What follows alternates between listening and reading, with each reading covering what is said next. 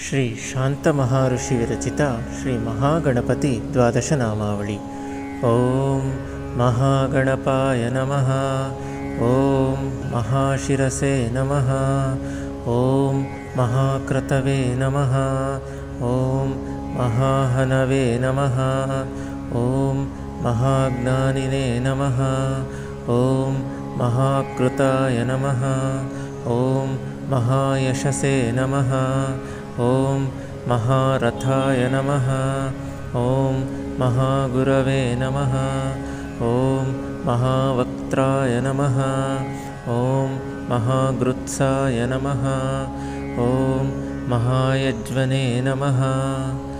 इति श्री शान्तमहाऋषिविरचिता महागणपति द्वादशनामावली सम्पूर्णम्।